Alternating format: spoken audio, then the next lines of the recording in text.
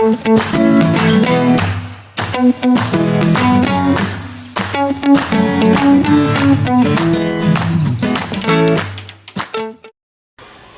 silakan disiapkan ketua kelas. Perhatian seluruhnya, siap, gerak. Sebelum kita memulai pelajaran, marilah kita berdoa menurut kepercayaan masing-masing. Berdoa mulai.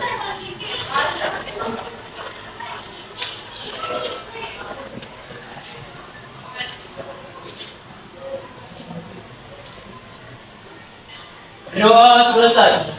Beri salam kepada Bapak Guru. Assalamualaikum warahmatullahi wabarakatuh. Waalaikumsalam warahmatullahi wabarakatuh.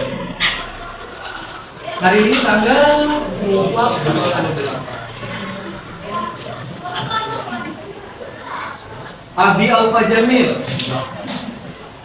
Abila Pasanca, Agus Saiful Widowa, Akila Aditya Nasution, Andita Elianta, Bunga Karisya Dina, Fabian Galang Pratama, Fatahila Nailan, Fatihah Rasya Aksya, Layul Syarul Wabid, Lasnika Gini Silaban, Muhammad Reksa Alfansyah, Tadi Pak Muhammad Teguh Surya,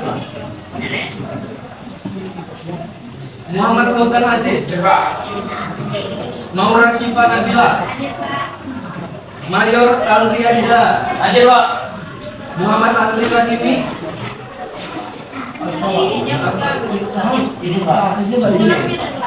Muhammad Arzaki, Mutia Azura, Nadia Tito Ramadhani, hadir ya. Naila Anggraini, Najwa Faisal,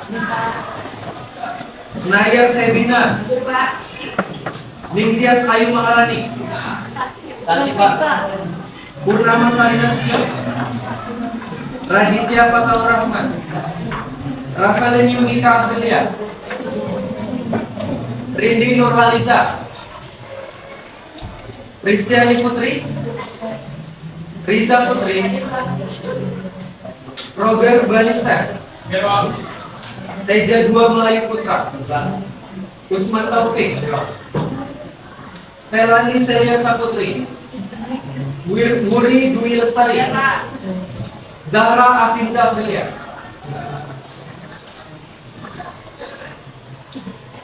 Ada 9, 2, 3, 4, 5, 6 orang hadir.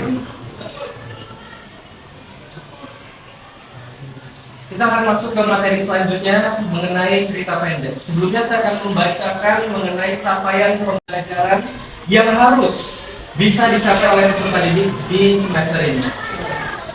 Mau didengarkan, pada akhir pembelajaran ini, peserta didik harus memiliki kemampuan berbahasa untuk berkomunikasi dan bernalar atau berpikir sesuai dengan tujuan, konteks akademis, dan kecakapan dari pembelajaran yang diberikan. Peserta didik harus mampu memahami, mengolah, menginterpretasi, dan mengevaluasi berbagai tipe teks tentang topik yang beragam.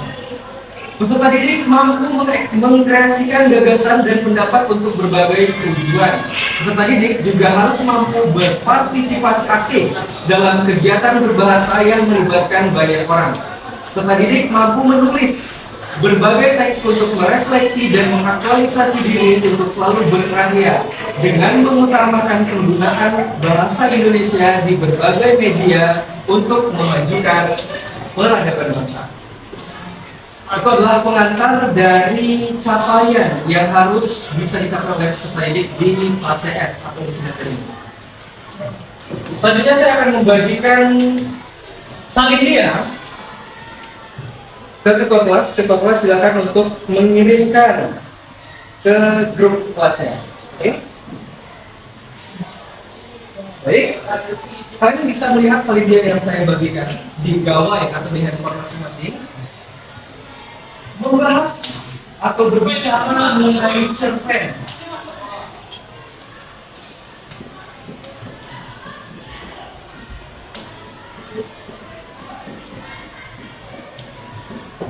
Ini adalah hal yang tidak asing lagi untuk kalian dengarkan.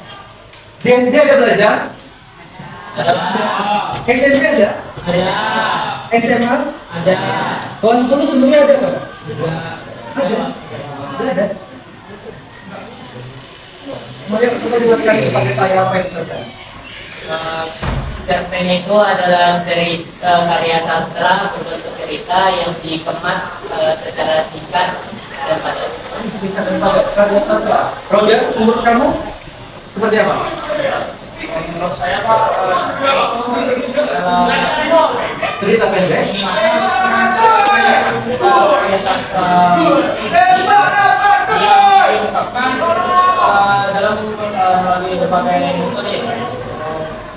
Biar mungkin media terbuka Oke, terima kasih.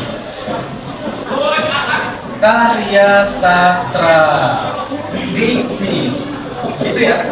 Kalau tidak fiksi disebut apa? Kalau itu nyata disebut apa? Berita, teks ilmiah, argumentasi. Saya ingin berbicara begini. Kalian kira-kira belajar di sekolah ini berapa persen dengan kalian di rumah? Lebih banyak di sekolah atau di rumah?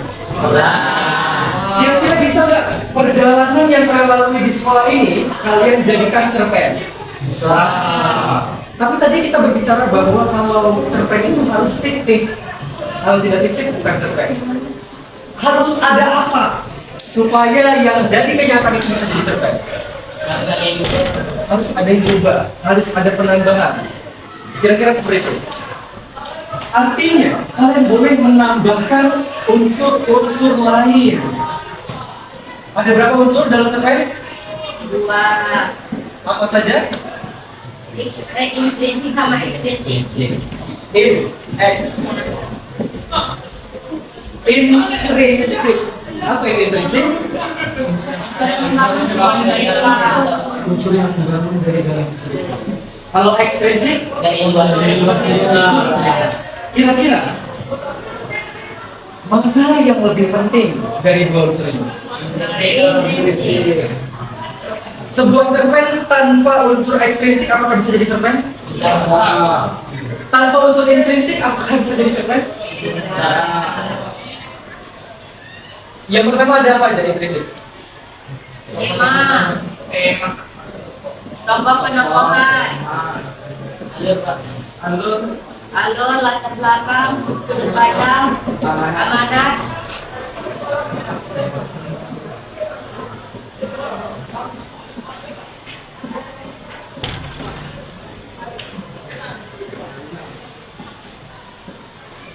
Tema.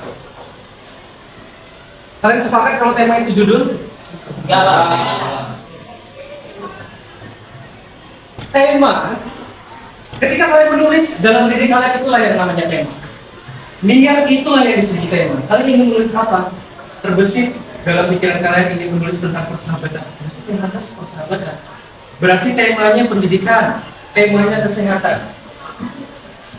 Ada beberapa yang LKPD-nya kemarin masih menuliskan judul. Sebenarnya tidak salah. Tidak salah. Karena dalam ilmu humaniora itu tidak ada salah atau benar. Ilmu sains ada salah dan benar. Dalam ilmu humaniora dikenal kurang tepat. Tepat dan kurang tepat. Seperti itu. Jadi pendapat kalian itu harus diterima. Tema ini adalah ide, gagasan, pikiran, atau yang terbesit dalam pikiran kalian itu adalah tema. Untuk menarik pembaca itu disebut judul. Karena tema itu tersirat tidak diketahui. Fokus judul ini adalah untuk menarik minat pembaca agar membaca karya sastra yang dituliskan oleh penulis. Kemudian, tokoh atau penokohan, apa bedanya kedua kali? Satu karakternya, satu sifat karakternya. Yang karakternya yang mana? Yang sifat itu penokohan. Kalau tokoh itu apa? Orangnya, karakternya.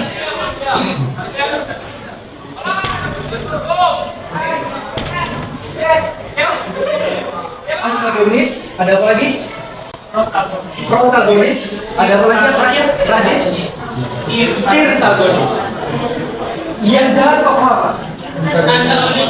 Yang baik tokoh apa? Yang netral? Marikundang itu antagonis atau protagonis?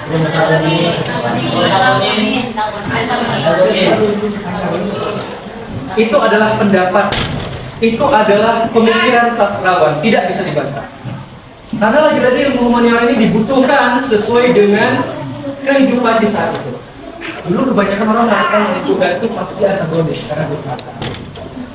Tapi ada sastrawan yang berpikiran karena sudah lama jaraknya, bisa jadi memang benar-benar Nadine ini lupa dengan ibunya, jadi tidak bisa menerima sembarang orang. Bisa jadi itu bukan ibunya, tidak ada yang tahu. Nah, itu adalah pemikiran, tidak bisa disalahkan. Tidak bisa, ada bedanya antara membantah dengan menyalahkan. Alur, ada berapa? 3. Di luar ini Pak, saya menemukan alur ada 4, ada 5. Itulah yang dinamakan ilmu humaniora ini, berkembang sesuai dengan kebutuhan zaman. Begitu juga dengan misalnya ciri-ciri pantun, saat ini 5, bisa jadi tahun depan jadi 10. Yang pertama ada alur maju, mundur, dan yang terakhir ada caluran, maju mundur, bolak-balik dan lain sebagainya. Yang paling sering ditemukan alur apa saja? Yang paling sering kamu periksa apa ini? Kenapa alur maju? Karena paling gampang ditulis, Pak. Apa? Paling gampang untuk ditulis. Setuju tebu? Karena gampang ditulis. Setelah itu yang paling urutan kedua, yang paling sering apa? Maju mundur.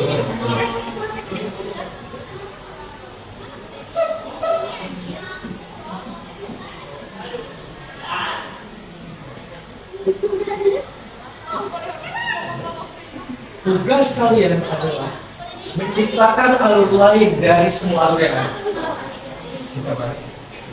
Kemudian sudut pandang, bahkan orang pertama, orang ketiga serba tahu dan lain sebagainya. Artinya posisi penulis saat itu juga menentukan. Penggunaan tokoh-tokoh biasanya sudut pandang orang serba tahu yang penulis serba tahu itu. Dia tahu semua itu disebutkan satu. Tapi kalau penulis itu memang orang pertama, dia akan meletakkan dirinya sebagai aku. Kemudian amanat. Ada tersirat, ada tersurat. Rindi, kamu kira-kira suka menemukan amanat itu tersurat atau tersirat? Tersurat. Kenapa harus tersurat? Kenapa harus tersurat? Lebih jelas. Artinya, pembaca tahu maksud tujuan dari karya sastranya. Tapi kalau tersirat, itu maknanya bisa plural, bisa lebih besar. Kemudian latar, ada apa aja? Ada latar, ada apa aja? Tempat, waktu, suasana. Hujan itu latar apa? Pagi itu latar apa? Sekolah itu latar? Nah, ini unsur eksternal. Salah satunya ada penerbit. Unsur eksternal ini dibutuhkan ketika memang kita memposisikan diri kita sebagai autor. Kemarin sudah kita bahas. Tadi Robert sudah menyampaikan juga. Itu bisa berupa fabel dan lain. Saya paham maksud kami. Cuman antara karya sastra ini memang nggak bisa disamakan. Tapi kita bisa mengambil tema dari inspirasi masing-masing karya sastra. Untuk memperdalam materi ini, saya akan membagikan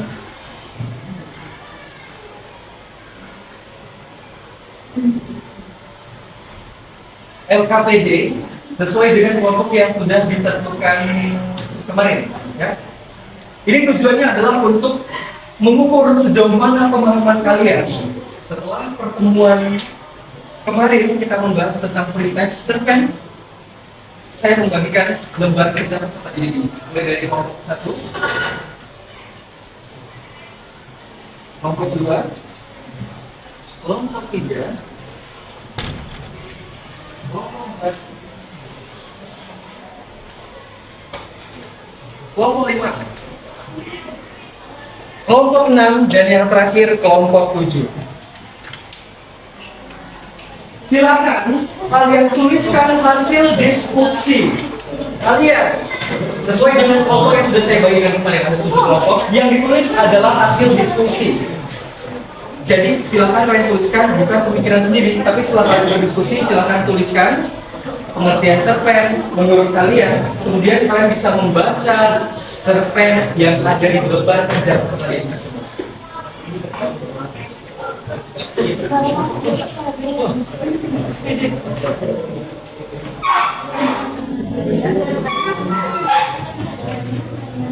Bila ada yang ditanyakan, kalian boleh bertanya.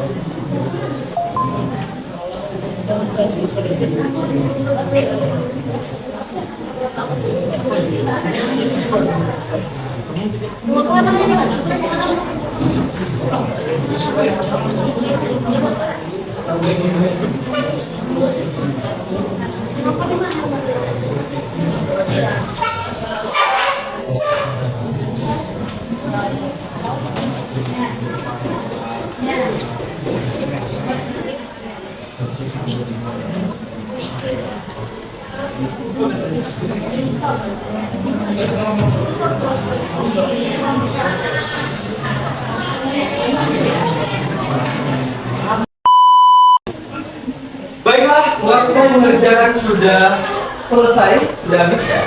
Kalian harus mengumpulkan LKPD-nya kembali.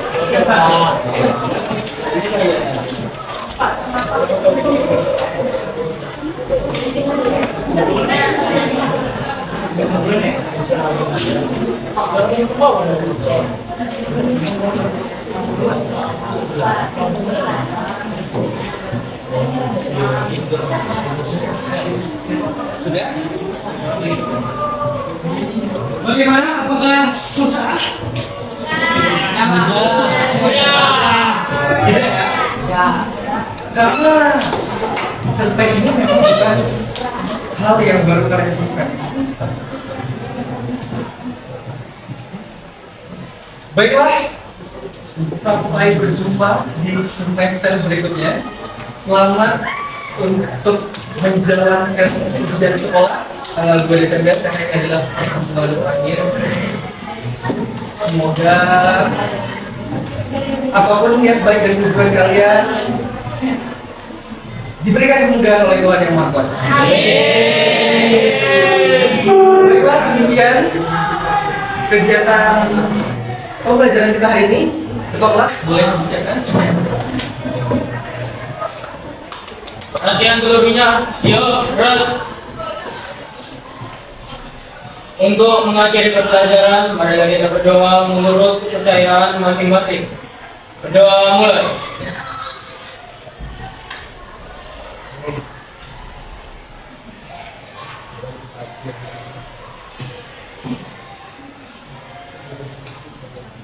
Doa selesai. Beri salam kepada Bapak Guru. Assalamualaikum warahmatullahi wabarakatuh. Waalaikumsalam warahmatullahi wabarakatuh.